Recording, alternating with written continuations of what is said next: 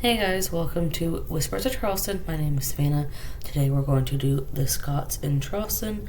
The first Scots in Charleston arrived in the late 17th century in 1685 until they united with Huguenots from France, Congregationalists from England and New England, and other Christians from Ireland to form the Independent Church of Charleston on Meeting Street, where the Circular Congregational Church now stands.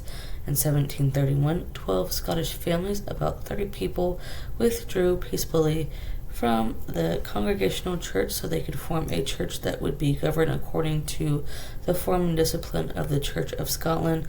The new church became known as the Scots Kirk, or the Scots Meeting House, and in 1734 they built a wooden structure at Meeting and Trad Streets as a place of worship.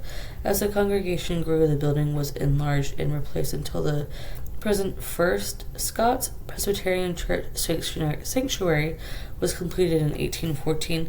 The flow of Scots in South Carolina increased sharply after two uprisings by Scottish rebels failed to restore the Stuarts to the throne of England and Scotland. After the second uprising in 1746, the victorious English retaliated by exiling prisoners to English colonies, particularly in South Carolina. The first Highland Games were held in 1973 at Middleton Place. Today, the competition continues as an annual event at Boone Hall Plantation, where athletes, bands, and dancers compete in traditional Scottish events.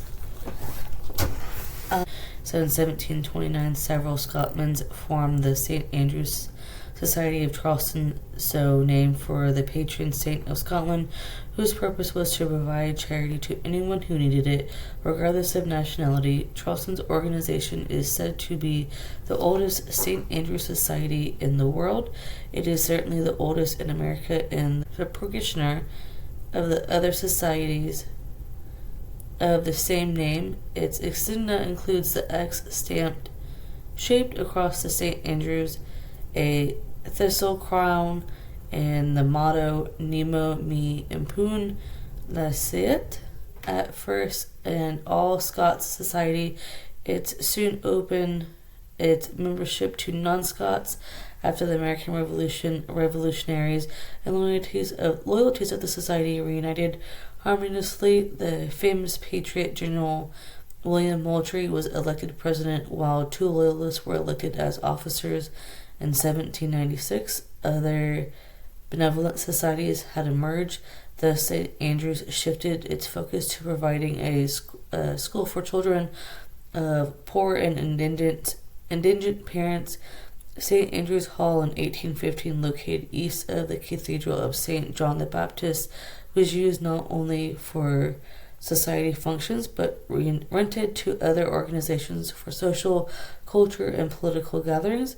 Both President James Monroe and General Marquis de Lafayette stood here during their visits to the city. It was also used by St.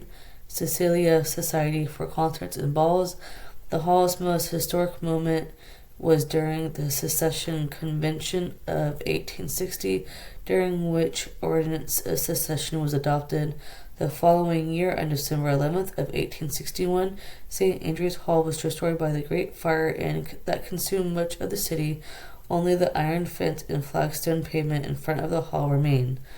Since the loss of St. Andrew's Hall, society has shared a home with the South Carolina Society at South Carolina Society Hall at 72 Meeting Street. Alright, and that is going to be it for the Scots in Charleston, and then we'll be off to the Germans in Charleston. Alright, I hope y'all are enjoying this, and I hope y'all have a great one. Alright, bye y'all.